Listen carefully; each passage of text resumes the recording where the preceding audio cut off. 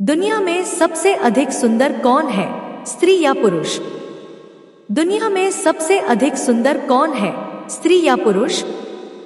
दोस्तों, आज की कहानी बहुत ही ज्ञानवर्धक होने वाली है, इसलिए इस कहानी को आप आधा अधूरा सुनने की गलती मत करना, क्योंकि आधा अधूरा ज्ञान नुकसान ही होता है। दोस्तों, परमात्मा की लाठी में आवाज नहीं होती, पर चोट बहुत लगती है। उसकी लाठी जिस पर पड़ती है वह या तो सुधर जाता है या फिर दुनिया छोड़कर चला जाता है। अच्छों का गर्व चूर चूर हो गया। इस धरती पर बड़े से बड़े अभिमानी हुए। किसी को अपने रूप का गुमान था, किसी को बल का, किसी को धन का, किसी को ज्ञान का, किसी को अपने पद का और किसी को अपने नाम का। जब परमात्मा की मार पड़ी तो सबका गुमान मिट्टी में मिल गया। राजा को रंग बनाने वाला और रंग को राजा बनाने वाला उसकी मार के आगे टेढ़ा से टेढ़ा भी सीधा हो गया। इसलिए हमें यह ध्यान रखना चाहिए कि ईश्वर ने हमें जिस विशेष गुरु से नवाजा है उसका उपयोग जन कल्याण के लिए होना चाहिए, ना कि अभिमान के लिए। उसे गुण को अपनी ढाल बनाकर किसी को नीचा नहीं दिखाना चाहिए, किसी की निंदा या उसका अपमान नहीं करना चाहिए, वरना यह तो आप जानते ही हैं कि राजा से भिखारी बनने में देर नहीं लगती है। तो चलिए दोस्तों, इस महान कथा को शुरू करते हैं। उससे पहले यदि आप इस चैनल पर नए हैं तो चैनल को सब्सक्राइब कर वीडियो को लाइक एवं शेयर जरूर करें। दोस्तों, एक समय की बात है जब नारद मुनि नारायण नारायण जाप करते हुए भगवान श्री कृष्ण के पास पहुंचे और उन्होंने भगवान को प्रणाम करते हुए बोले, हे प्रभु, मुझे एक चिंता अंदर ही अंदर सता जा रही है। तब भगवान श्री कृष्ण कहते हैं, देवर्षि नारद, आपकी वह कौन सी चिंता है, कृपया बताइए। तब नारद मुनि बोले, हे जगत के पालनहार, आपको तो सब कुछ पता है। मेरी चिंता का कारण यह है कि स्त्री और पुरुष, विशेषकर इन दो रचनाओं में सबसे ज्यादा सुंदर कौन है, पुरुष या स्त्री? तब मित्रों, भगवान श्री कृष्ण मुस्कुराते हुए कहते हैं, हे नारद जी, आप निश्चित रहिए, आपकी यह समस्या मैं अभी दूर कर देता हूँ, लेकिन उसके लिए आपको एक कथा सुननी होगी। अगर आप इस कथा को पूरा सुन लेते हैं तो आपको आपके प्रश्न का उत्तर मिल जाएगा। तब नारद जी बोले, ठीक है प्रभु, मैं इस कथा को ध्यान से पूरा सुनूंगा। दोस्तों, फिर भगवान श्री कृष्ण कथा को सुनाना प्रारंभ करते हैं। एक छोटे से गांव में एक लड़का था जिसका नाम गोपाल था। परमात्मा ने उसे बहुत ही सुंदर रूप से नवाजा था। वह अभी जवान था और जवानी की पहली सीढ़ी पर था। गोपाल को सुंदर सुंदर फूलों पर बैठना पसंद था। उसे स्त्री ही संसार की सबसे सुंदर वस्तु लगती थी। उसके नजरों में सुंदर स्त्री ही सब कुछ थी। जब भी उसे स्त्रियों का जिक्र होता, उसकी आंखें जगमगा उठती थी। वह चाहता था कि उसकी धर्म पत्नी बहुत ही सुंदर हो। उसका रंग और रूप ऐसा हो कि सभी को आकर्षित करे। यह सपना हर किसी का होता है, चाहे वह लड़का हो या लड़की। मित्रों, कृष्ण कहते हैं कि देवर्षि नारद, वैसे कल्पना में हर व्यक्ति सुंदर चीज ही सोचता है, चाहे वह स्वयं कितना ही कुरूप क्यों न हो। ठीक उसी तरह गोपाल बाबू भी हर वक्त अपने मन में एक खूबसूरत लड़की की तस्वीर बनाकर रखता था। वह सोचता था कि मेरी होने वाली धर्म पत्नी बहुत सुंदर होगी। उसका कोमल बदन बिल्कुल फूलों की तरह होगा, कोयल जैसी बोली होगी, हिरनी जैसी आंखें होंगी, चांद की तरह उसका सुंदर मुख होगा। उसके पूरे शरीर का ढांचा एकदम मन को मोह कर देने वाला होगा।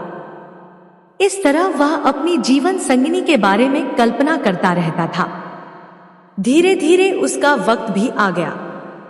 स्कूल की शिक्षा पूरी हो गई और अब उनके लिए रिश्ते भी आने लगे।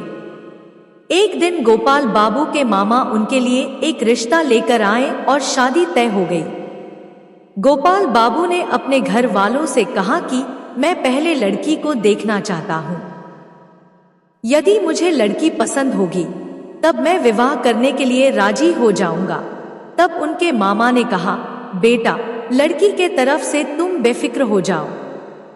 लड़की हमने देखी हुई है, हकीकत में काफी ज्यादा सुंदर है। मामा की मुख से लड़की की प्रशंसा सुनकर गोपाल बाबू को लगा कि अगर मामा कहते हैं तो लड़की जरूर खूबसूरत ही होगी।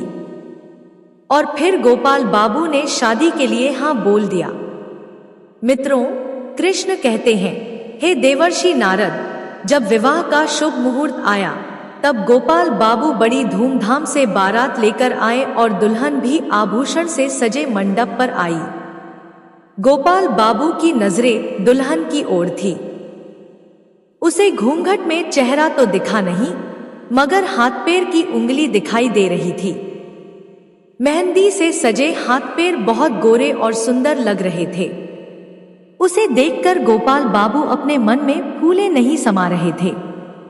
वह सोचने लगे कि जब दुल्हन के हाथ पैर की उंगलियां इतनी सुंदर हैं, तो दुल्हन कितनी सुंदर होगी। अब विवाह का कार्यक्रम उत्पन्न हुआ। वधू की विदाई हुई। डोली में बैठकर दुल्हन ससुराल जाने को चली। गोपाल बाबू की खुशियां बढ़ती चली जा रही थी। वह यह सोच रहे थे कि काश एक बार दुल्हन का चेहरा देखने को मिल जाता तो इच्छा पूरी हो जाती। चलते चलते रास्ते में कहारों ने जब पालकी रोकी और जलपान करने में लग गए, इतने में गोपाल बाबू को मौका मिल गया। वह चुपके से पालकी के पास गया और जब दुल्हन अपना घूंघट हटाकर पालकी से बाहर झांक रही थी, तभी गोपाल की निगाह दुल्हन के चेहरे पर पड़ी। चेहरा देखकर गोपाल को ऐसा महसूस हुआ जैसे चोरों ने उनका सब कुछ लूट लिया हो। गोपाल की दुल्हन सुंदर नहीं थी जितनी उसने कल्पना की थी।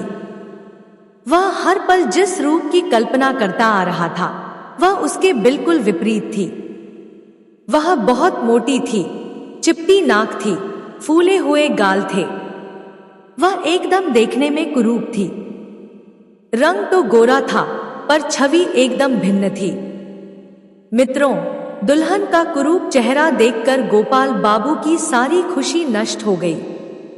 वह मन ही मन खुद को कोसने लगा, इसे भला मेरे ही गले पड़ना था, दुनिया में इसे और कोई नहीं मिला।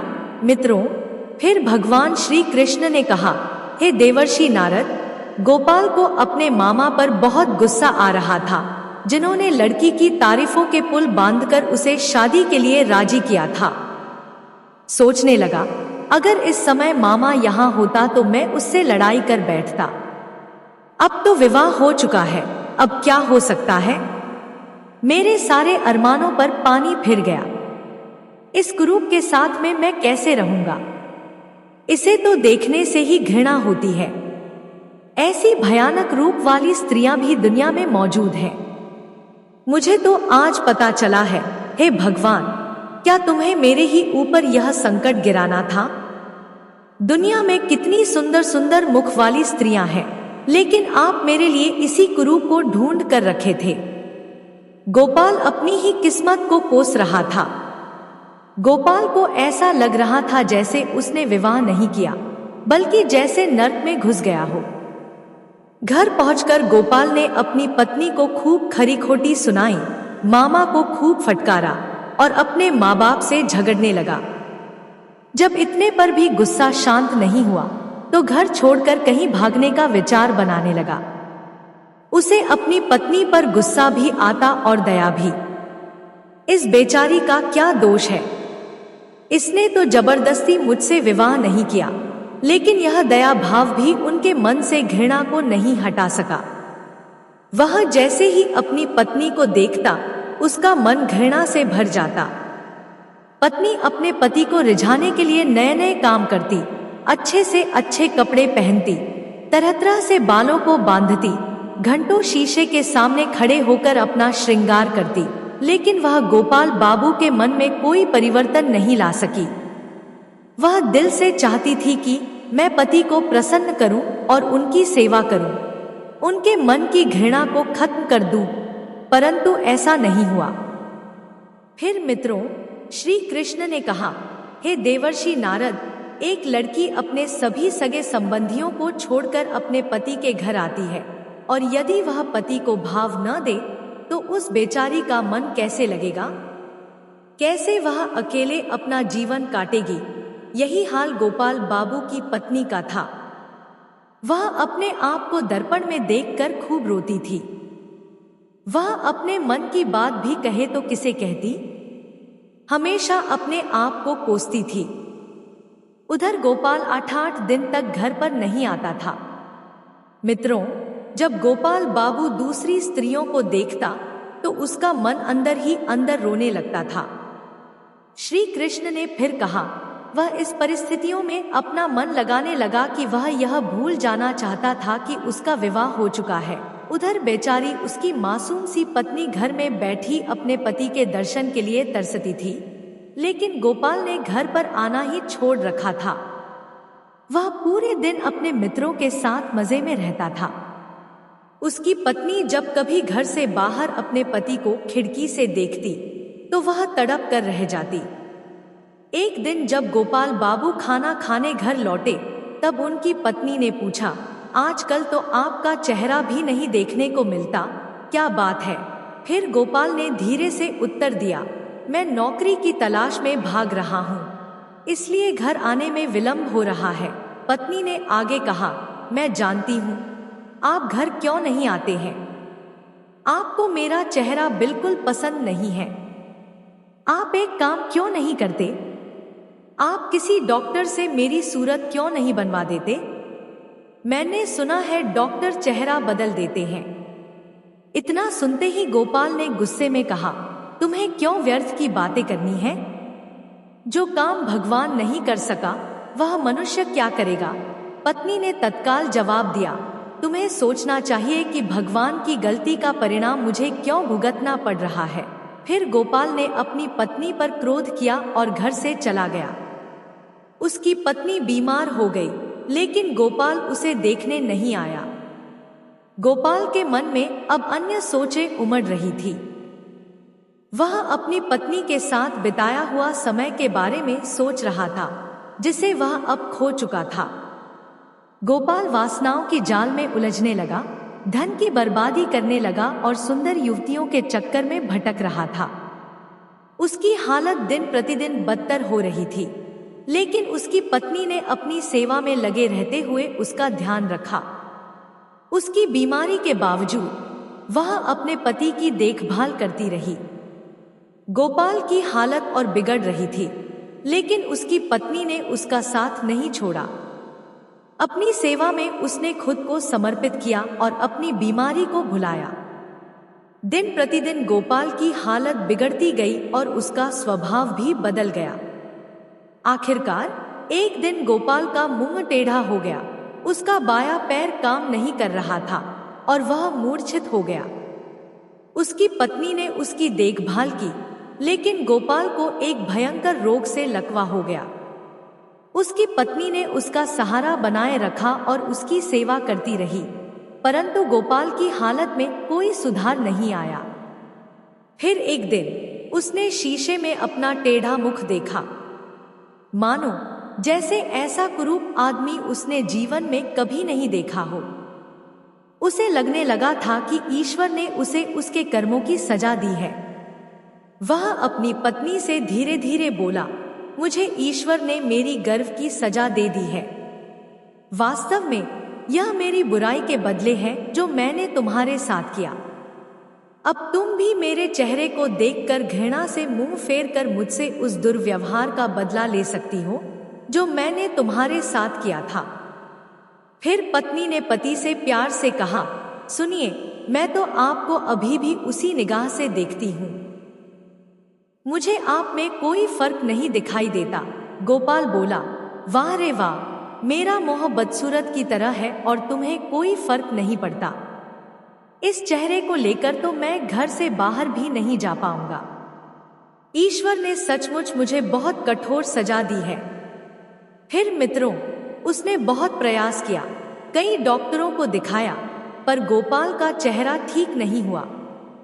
उसका चेहरा बड़ा भयानक लगता था, हर कोई उसे देखकर डर जाते थे। फिर कुछ समय बाद वह दवाइयों और डॉक्टर के मदद से तो चलने फिरने लगा, पर चेहरा ठीक नहीं हुआ।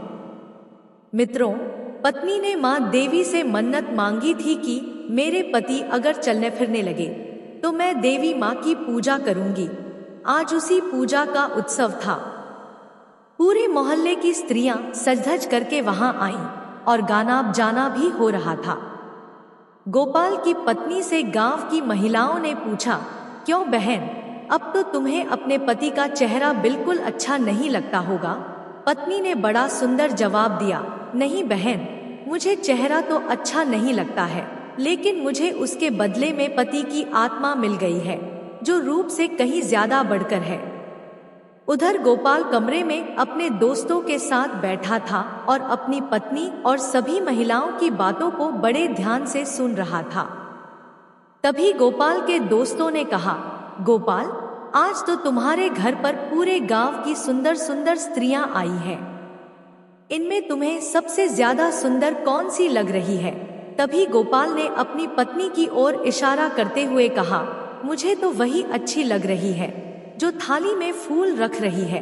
फिर सभी दोस्त कहने लगे, अरे भाई, लगता है तुम्हारी सूरत क्या बिगड़ी है, अब तो तुम्हारी नजर भी बिगड़ गई है। उनके दोस्तों ने कहा, मुझे तो सबसे ज्यादा बदसूरत वही मालूम पड़ रही है। तब गोपाल ने जवाब दिया, भाई, तुम्हें वह बदसूरत इसलिए लग रही है क्योंकि तुम उसका शरीर देख रहे हो, और मुझे अच्छी इसलिए लग रही क्योंकि मैं उसकी आत्मा देख रहा हूँ। मित्रों, फिर श्री कृष्ण कहते हैं, हे देवर्षि नारद, प्यार दिल से होती है, ना कि चेहरे और सुंदरता से। वह है जो आपके बुरे समय में आपका साथ दे, जैसे गोपाल की पत्नी ने उनका साथ दिया। मित्रों, हमें ईश्वर द्वारा प्रदत्त विशेष गुण का उपयोग जन कल्याण के लिए करना चाहिए, ना कि अहंकार के लिए। हमें उस गुण को अपनी व्यक्तित्व में समाहित करके किसी को नीचा दिखाने का प्रयास नहीं करना चाहिए और ही किसी की निंदा या अपमान नहीं करना चाहिए, क्योंकि जैसा कि हम सभी जानते हैं, एक दिन हम भी कहीं ना कहीं नीचा पड़ सकते हैं। यह थी आज की कथा। अगर आपको अच्छी लगी हो तो वीडियो को लाइक करें, कमेंट बॉक्स में राधे राधे लिखकर इस वीडियो को ज्यादा से ज्यादा लोगों तक शेयर जरूर कीजिएगा।